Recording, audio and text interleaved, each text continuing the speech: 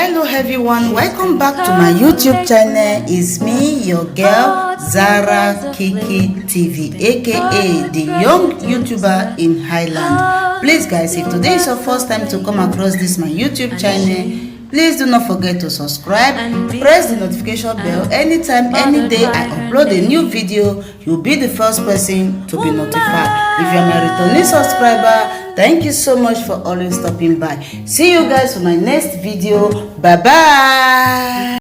Adibo, what do you have to say about Nnamdi Kanu arrest? Point of correction, Nnamdi Kanu was not arrested. He was adopted. The last time I checked, he was adopted. But this is what I have to say to the people that adopted Nnamdi Kanu. If the reason why you adopted Nnamdi Kanu is to break Biafra, if the reason as to why Nnamdi Kanu was adopted is so that Biafra would die a natural death, so that people will not talk about Biafra, so that Biafrans will not be talking about Biafra agitation, then I have this to tell you. You are seriously chasing shadow. Why did I say you are chasing shadow? Biafra is a spirit, and spirit doesn't die. We are seed. When you kill one, many more will germinate. There are many more people that are very passionate, enthusiastic, and willing to continue the Biafran struggle no matter the level it will get to. And why all these agitations? Because there is a fundamental problem, and you are not ready to discuss the problem. The government of the day is not ready to listen to the complaint of the people. There is a problem. You don't want to provide solution to the problem. You are not ready to discuss with the people. You are not ready to know why this thing is still happening after 50 years. The problem is there, and the agitations will continue. This same problem was what led to the civil war. Do you know that that civil war could have been averted? Why was there a civil war? Because Ojukwu was asking for a restructured Nigeria. Ojukwu believed in restructuring Nigeria. That was why you heard about the Aburi Accord meeting in Ghana. Ojukwu and Gowon was supposed to have a meeting where Nigeria would be restructured. Unfortunately, Gowon betrayed Ojukwu and the restructure did not happen. That was why Ojukwu went to the east and declared Biafra. That erupted, that brought about the civil war. Why? Because Ojukwu believed so much in confederation. Because he had already preempted what is happening today. That was why from ab initio he was calling for a restructured Nigeria. A confederation system of governments where every tribe will go to their region and develop their region. Go to your region and use the resources of your region and make your region sustainable and viable. A confederation is a system of government where every region will govern, protect their region, have state police, have state army, decide what happened to them, decide their fate, give jobs to their youth, provide electricity, make the roads accessible. That is the kind of government Ojukwu was asking for. Why? Because he knew that this system is not going to favor an Igbo man. Ojukwu knew that the system, this Nigerian system, is not in favor of an Igbo man. 90% of Ndi are capitalists, and the system, the constitution, the institution called Nigeria does not protect a capitalist, does not encourage a capitalist. That is why you are seeing about all these agitations. Now let me ask again, why are people agitating? People are agitating because there is no fairness, there is no justice, there is no equity, and there is no equality. If there is fairness, if there is equity and equality, I want somebody to tell me why a bandit, in a viral video that I watched, which I know many of you must have watched, a bandit was carrying AK-47, and in that video, he was speaking Hausa, saying in Hausa language that he has killed a lot of soldiers, that any soldier that come his way, he crushed all of them. And in that video, I saw government officials standing before him, even police and army were cheering him up. If it was a Biafran, an Igbo man, that is carrying flag in his hand, they could have asked the police to go after that Igbo man and kill him. Because there is no fairness, there is no justice, and there is no equity. Meaning that the government of Nigeria is lopsided.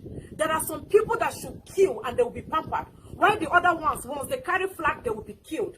That is why people are agitating, and the agitation will not stop.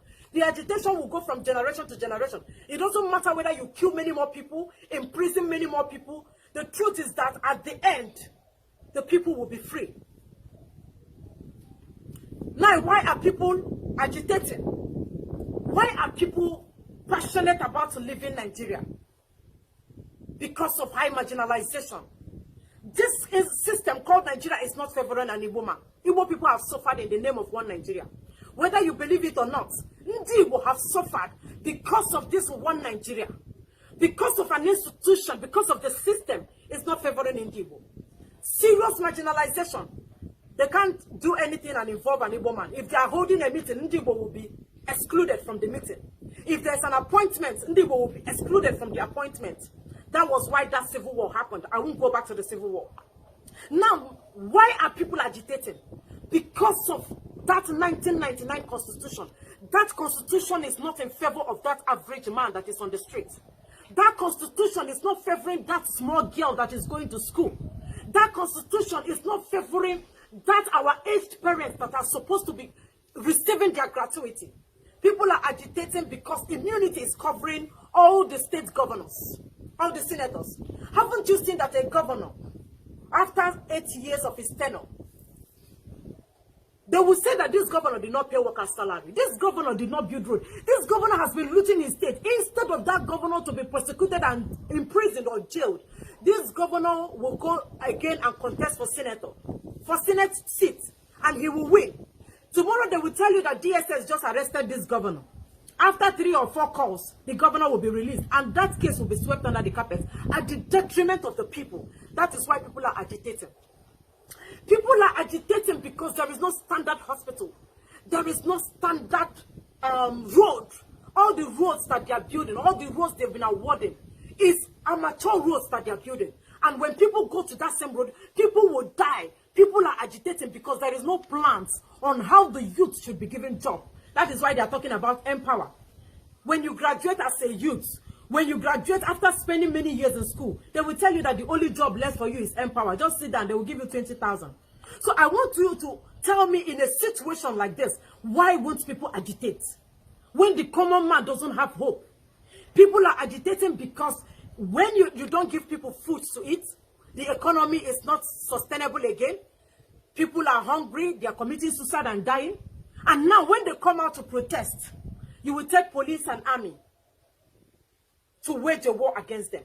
You will tell police and army to shoot anybody that is protesting. Meanwhile, the last time I checked, Nigeria is practicing democracy and not autocratic system of government. That is why people are agitating. Now, what kind of government do I want? What is the government of my dream? What is the country of my dream? The government of my dream is the government of fairness, equity, justice, and equality. The government of my dream is the government that is willing to build standard hospital, a government of checks and balances, a government that will jail and persecute any looter, a government that is not lopsided in their judgments, a government that is not lopsided when it comes to rule of law, a government of all, a government that is protecting the interest, the right of mother and child, a government that will not kill somebody that is carrying flag and protect and pamper a man that is carrying AK-47. A government that is willing to talk about the epileptic electricity of Nigeria. For more than 50 years, 100 years, nothing like electricity, and nobody is willing to discuss it. I know Nigerian government, they are not willing to discuss this. That is the government of my dream. A government that is willing to accommodate everybody. A government that have listening ears. And unfortunately, Nigeria in its capacity as the giant of Africa cannot give me and millions of many more Nigerians that kind of government and that kind of country that I am admiring. So that is why I am using this opportunity to call on the lawmakers of Nigeria, the senators and the House of Representative members, as a matter of urgency. I want you people to include referendum in the Constitution. There should be amendment of the Constitution. That Constitution is not favoring anybody. You have to amend the Constitution so that I will decide my fate as to whether I want to remain a Nigerian or not. It is my fundamental human right to decide whether I want to stay in Nigeria or not. I am calling on the NAS. I'm calling on the lawmakers in Nigeria. Amend the Constitution. Amend Nigerian Constitution. 1999 constitution is not favoring anybody. Include referendum in your constitution. If there is no referendum, include referendum. We have to start voting whether we want to remain in Nigeria or not. If not, agitations will not stop. I also want to use this medium to call on the United Nations, to call on Britain, to call on America, to please tell the government of Nigeria to grant Biafrans a date for referendum. The people want to be free.